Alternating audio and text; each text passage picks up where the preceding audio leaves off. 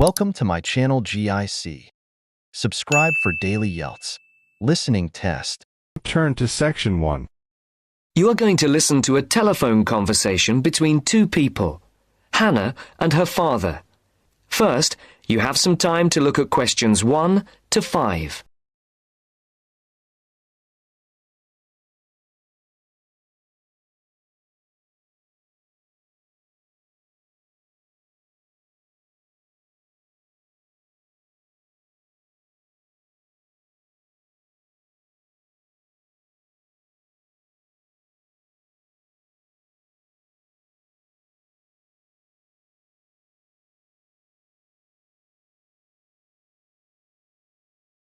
Now the test will begin.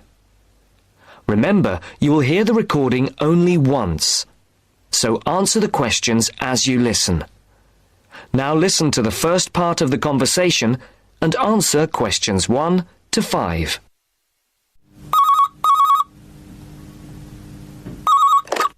Hello, 992846. Dad, is that you? Hannah? Dad, I'm phoning... The line isn't very clear. Yes, I know. I'm on a mobile and the signal isn't very good. I'll see if I can move. Is that any better? Yes, that's much better. Just don't move. I'll try not to. Have you found a place to live yet? Yes, I think I have at last. Wonderful. I'm relieved because I'm fed up looking. I didn't think it was going to take me 3 weeks. It hasn't been easy for you. I suppose it's the beginning of the academic year, and you have all the new students looking for places as well. Yes, that's one reason. But this place is also full of new technology companies, and there are lots of young people looking for somewhere to live. And you know what that means. Higher rents as well. Yes, much higher. Well, tell me, how much is it? It isn't cheap for this area. It's £400 a month. That's much more than you had expected. Yes, it is. But I can't face looking anymore. I want a place where I can put my things instead of living out of a suitcase. I don't want to stay in this hotel any longer. I guess not. So, what's the new place like? Oh, it's really, really nice. Oh, good. It's in a very quiet street. It's a second-floor flat with 1 double bedroom, a large living room, kitchen and toilet and bathroom. Sounds very nice. Oh, it is. And guess what? Yes? It's got a small roof terrace looking onto the garden at the back. Great. And it's big enough to have my plants and a small table and chairs. Brilliant. Before the speakers continue their conversation, look at questions 6 to 10.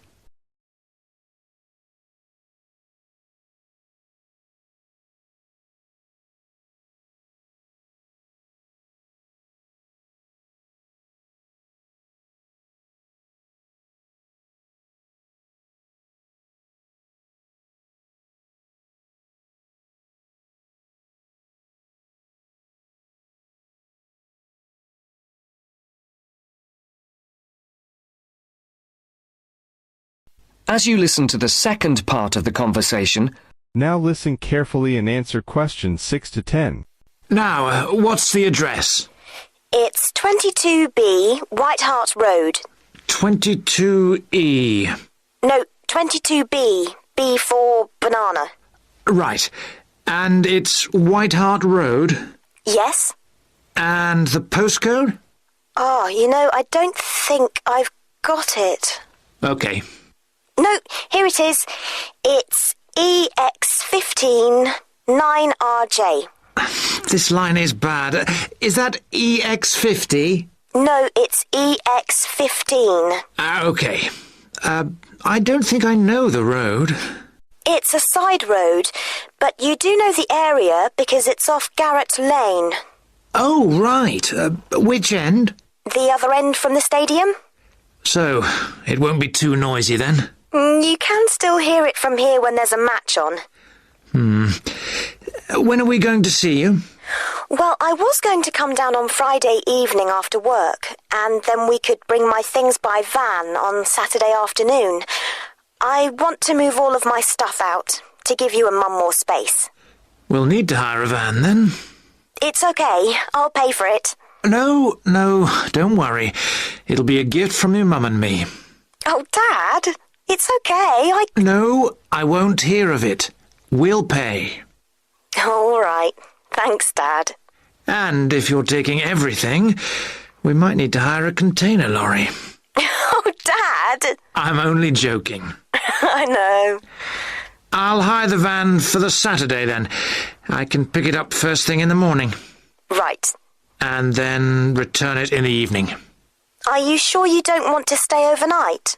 No, I'd best get back the same day. You know what your mum's like. She'll only worry. If I remember rightly, it's about 3 hours by road? Yes, roughly. Well, if we leave by lunchtime, we'll be there mid-afternoon. Okay. Then a couple of hours to unpack. Then? We could go to a nice restaurant round the corner. Definitely. My treat. You're on. But I'll have to be away by about 7:30-ish. Okay. Right then. Mum wants to have a word. I'll see you Friday. Bye, Dad.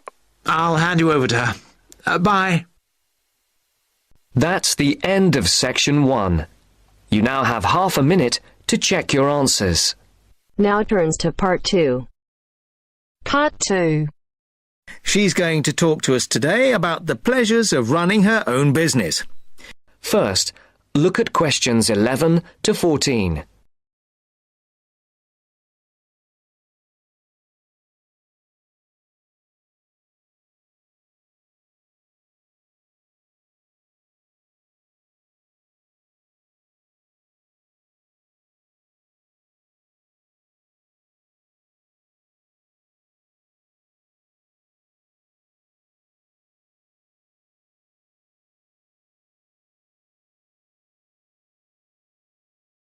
Listen carefully and answer questions 11 to 14.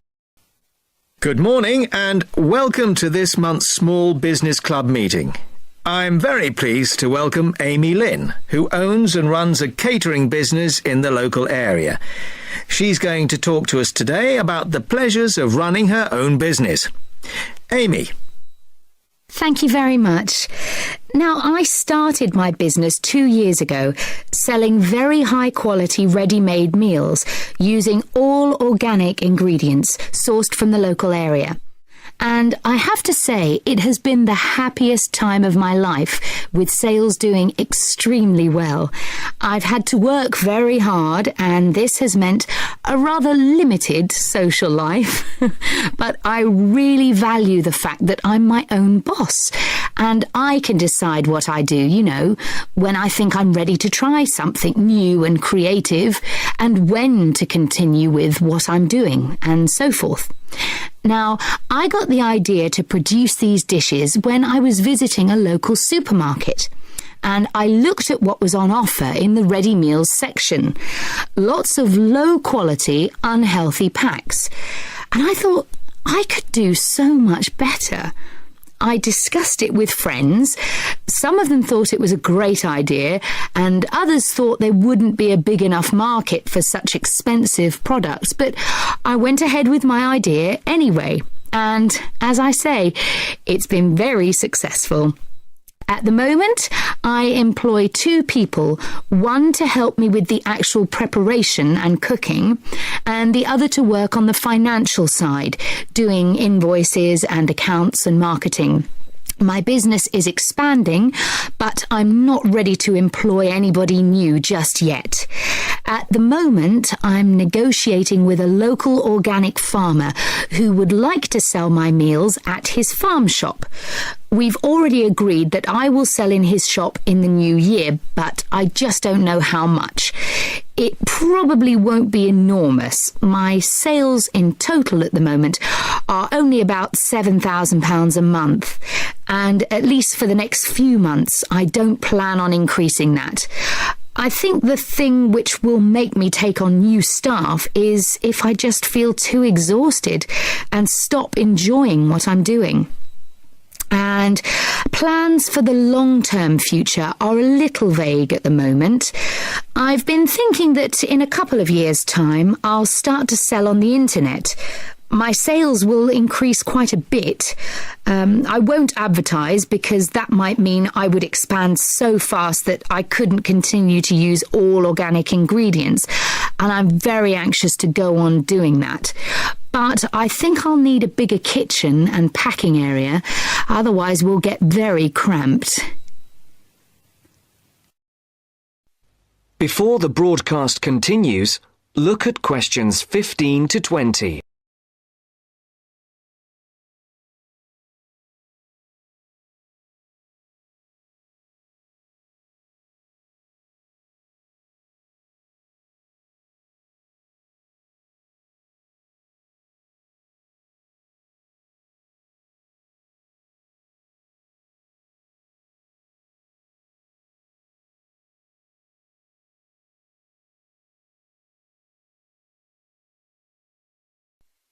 You will now listen to the second part of the talk.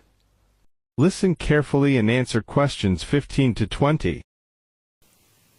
Now, I've emphasised how much pleasure I get out of running my own business, but of course, one of the quickest ways to lose heart is to try operating without sufficient capital. So, in the second part of my talk, I want to share with you how I got enough money to finance my business.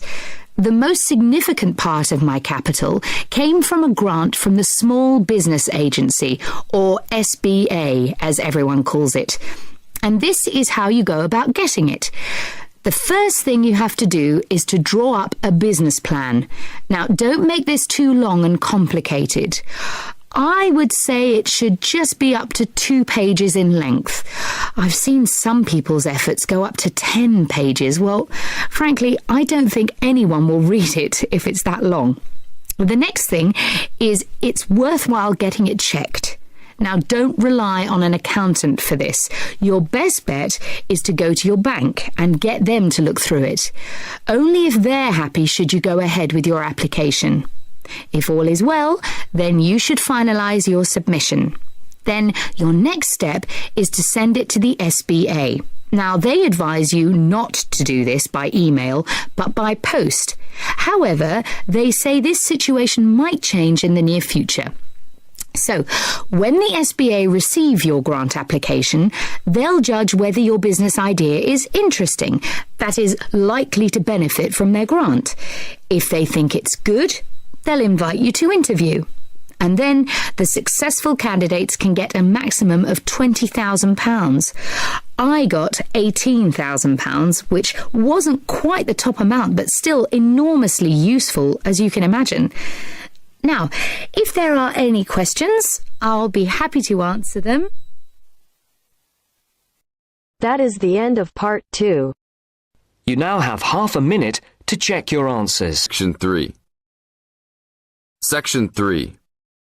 You are going to hear a conversation between Bill and the counselor. You now have some time to look at questions 21 to 25.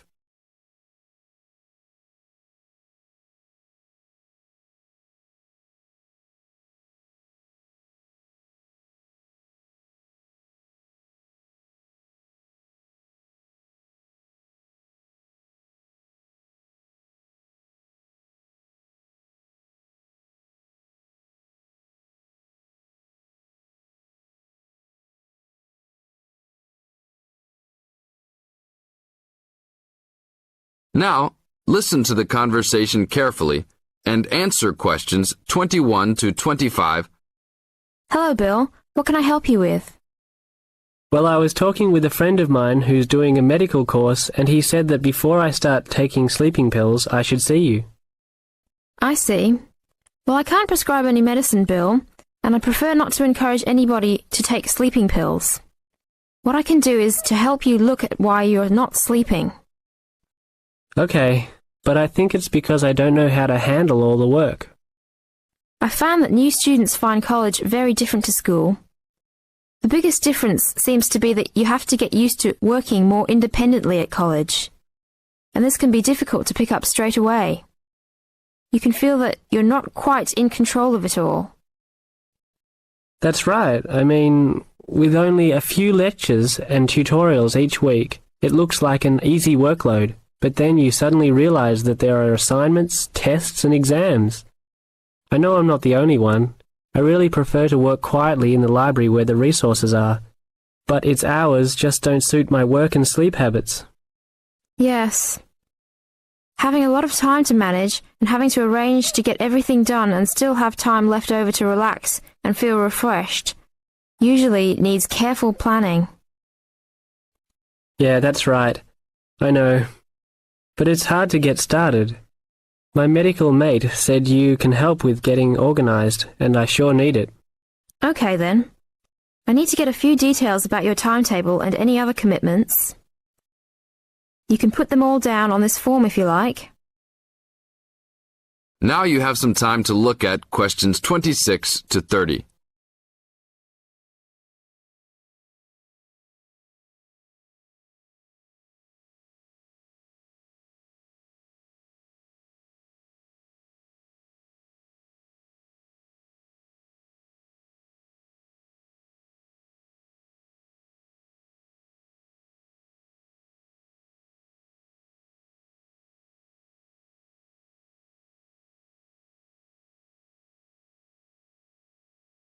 Listen to the second part of the conversation and answer questions 26 to 30.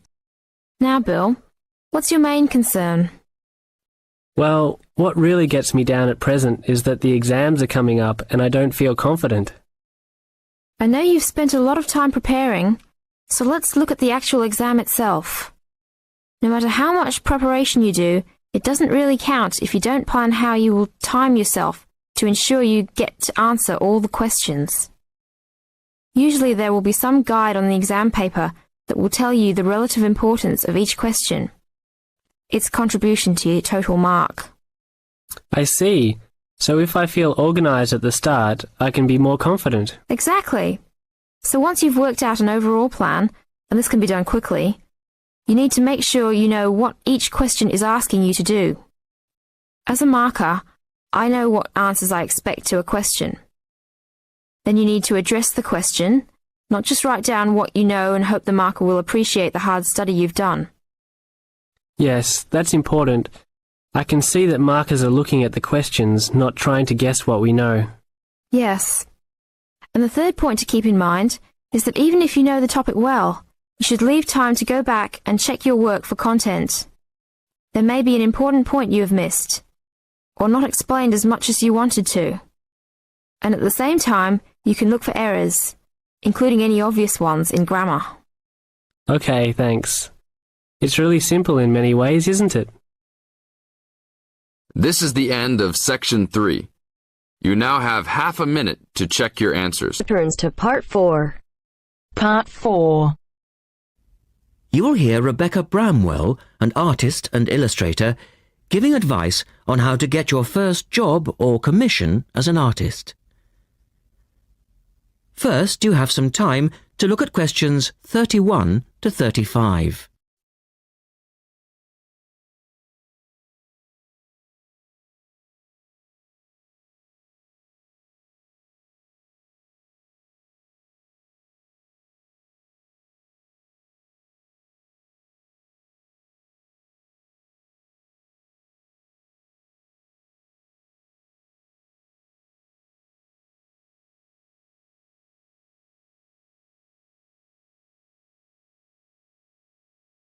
Now listen carefully and answer questions 31 to 35.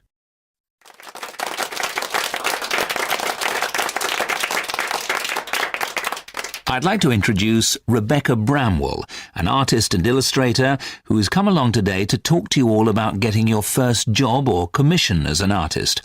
Over to you, Rebecca. Thank you for inviting me. I remember when I graduated back in 1983, I was very excited about getting my first commission. My degree was in fine art and I'd worked long and hard to get it. I was an enthusiastic student, and I never found it difficult to find the incentive to paint. I think as a student you're pushed along by fellow students and tutors, and the driving force is there. However, when you leave college, you find yourself saying things like, I'll have one more cup of coffee and then I'll sit down to work. I hate to admit it, but I say it myself. Suddenly, it isn't finding the inspiration or getting the right paper that's a problem. It's you. In my view, there are a number of reasons why this happens. It's a real challenge making a decent living as a new artist. You have to find a market for your work. Often you work freelance and need to take samples or portfolios of your work from place to place. These experiences are common to a lot of professional people. But artists also have to bare their souls to the world, in a way. More than anything, they want praise.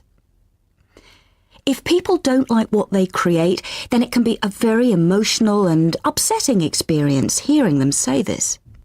I began to realise that these problems were preventing me from having a career in art, and so I decided to experiment.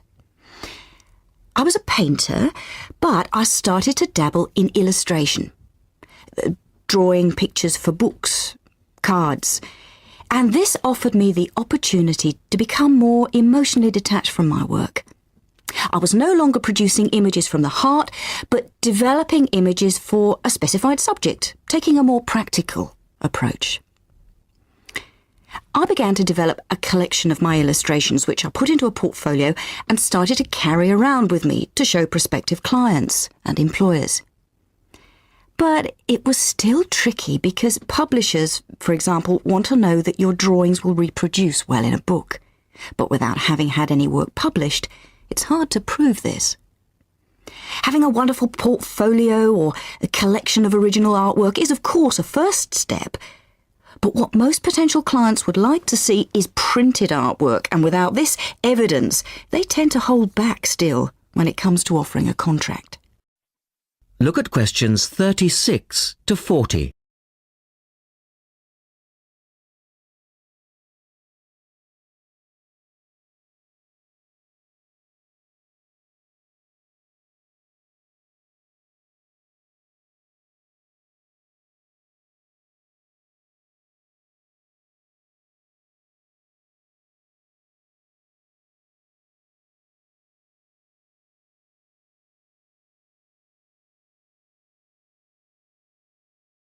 Now answer questions 36 to 40. Well, I overcame this problem in two ways. And I suppose this is my advice to you on preparing your portfolio of your best work. The first way was by submitting my work for a competition. And the one I chose was for a horoscope design and was sponsored by a top women's magazine. There are a few of these competitions each year, and they offer new illustrators an opportunity to showcase their work. The other approach I took was to design and print some mock-up pages of a book. In other words, I placed some of my illustrations next to some text in order to demonstrate how my work would look when it was printed. Perhaps I was lucky in that I had taken a degree that provided me with all-round creative skills so that I could vary my style and wasn't limited to a certain technique. Now, I think that is important. The art world and many other creative fields do try to pigeonhole people into snug boxes with an accompanying label. Now, I think you should try to resist this if you feel it happening to you. If you don't, you'll find it difficult to have new work accepted if you try to develop your style at a later stage in your career. Nevertheless, when you start out, and particularly when you're going for an interview, it's important not to confuse people by having a lot of different examples in your portfolio. One remedy for this is to separate your work into distinct categories. In my case, I did this by dividing my design-inspired illustrations from my paintings. It's then easier to analyse the market suited to each portfolio, such as magazines, book jackets, CD covers, etc.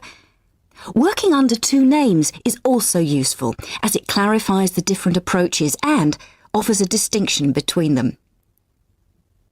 I think it's been hard for artists to be recognised in anything other than the pigeonholes that they've been placed in.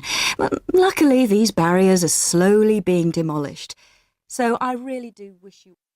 That is the end of part 4. You now have half a minute to check your answers.